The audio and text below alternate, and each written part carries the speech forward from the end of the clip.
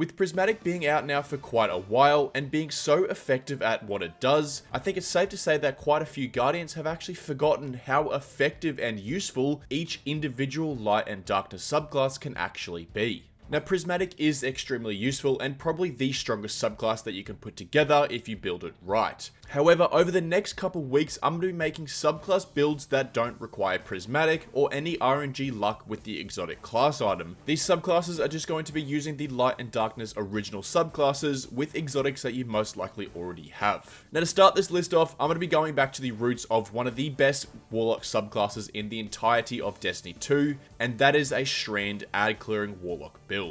Now, Strand by far has to be one of the most effective and fun builds that you can use, especially on the Warlock subclass.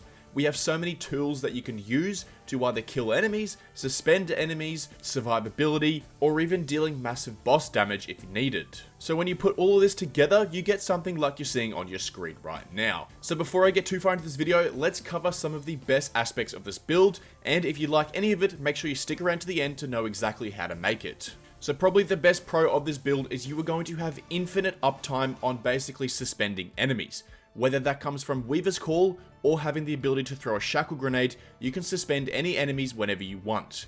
On top of that, you're going to have 24/7 uptime on Woven Mail, giving you massive damage reduction. You're going to be having poison spreading everywhere through the use of the Thorn and the Necrotic Grips, which I'm going to get into very soon, which is going to give you uptime on your grenade, basically 24/7. And you're going to be getting your super quite fast, which is going to allow you to nuke down any enemies that need some super damage. So this Strand build revolves around two exotics that are obviously the most important. The first one being the Necrotic Grips. Now, the Necrotic Grips have to be one of the most iconic Warlock exotic pieces of armor in the entire game. Now, everyone knows how the Necrotic Grips work, but if you don't, let me quickly remind you. Basically, damaging enemies with any melee ability in the game will add a poison damage over time effect to them. When this enemy dies with this damage over time effect, they then explode and spread this poison to any enemies near them.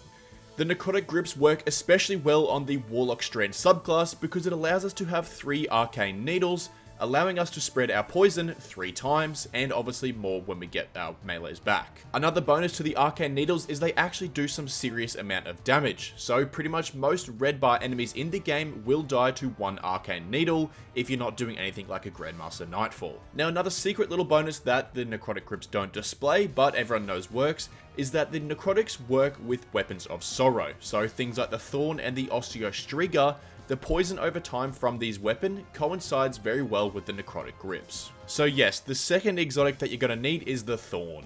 Now, the Osteostriga will work, but in my opinion, the Thorn just works better overall, as the Osteostriga recently got quite a bad nerf. Now, the way to maximize the Thorn's capability and use it to the best of its advantage is anytime you kill an enemy with the Thorn, make sure you run up and get the Soul Devourer that drops from the enemy that you just killed. It's like a little green particle on the ground, and it will float towards you. Picking this little green orb up that the Thorn drops is very important. It's going to give the Thorn quite a few buffs. The first thing is it's going to buff the damage over time effect that the Thorn does, while also partially refilling the magazine. If you pick up enough of these back to back, you can overflow the Thorn's magazine up to 30 or 40 bullets in one magazine.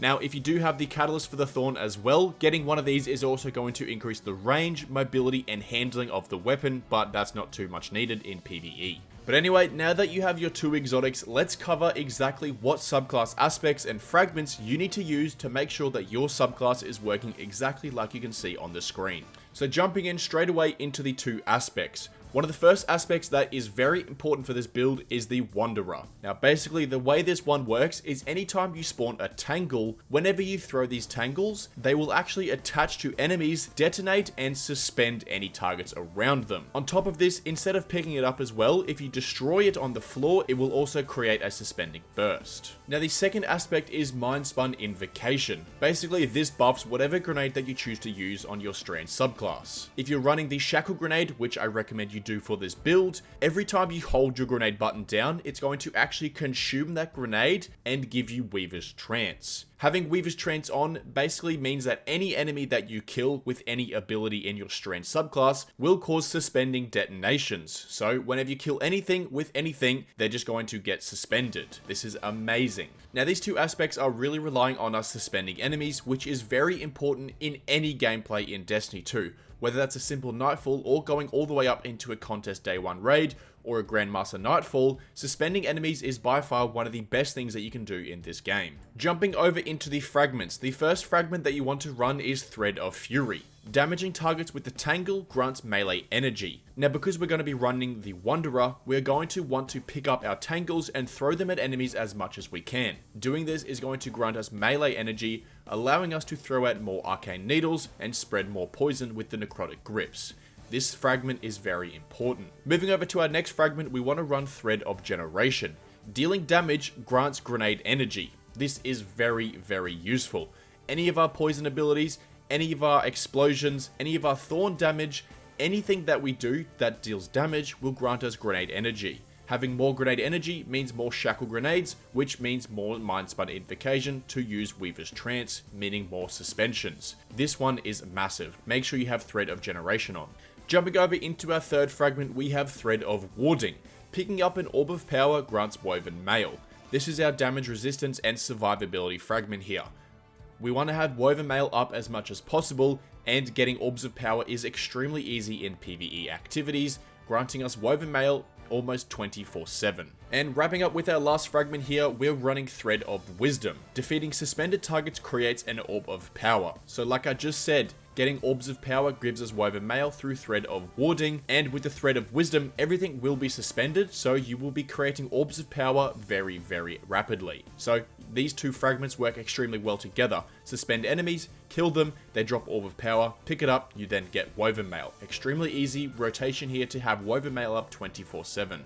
But that will pretty much summarize all of the subclass aspects and fragments and exotic pieces needed to be used. Now let's cover some mods to make this build even better. Starting off with the helmet, I will always run Heavy Ammo Finder and double Heavy Ammo Scout. No matter what activity you're doing, who doesn't want more heavy ammo? This is very, very important. This will also work extremely well with this build because our main weapon that we are using is the Thorn, and as we all know, heavy ammo scouts and finders work better with exotic primary weapons, so you will be generating heavy bricks like there's no tomorrow.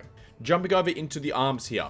Impact Induction is massive. Causing damage with a melee will reduce your grenade cooldown. Now because we have 3 arcane needles, this will reduce the cooldown by quite a lot. Pair this with Heavy Handed, your powered melee final blows will create Orbs of Power. This will just give us more and more uptime on Woven Mail, which is very, very important. On the chest piece, just run whatever resistance mods that you need for said activity. Onto the legs, I like to run Double Innovation, which will reduce our grenade cooldown every time we pick up Orbs of Power. And also run Invigoration. This will reduce your melee cooldown every time you pick up Orbs of Power.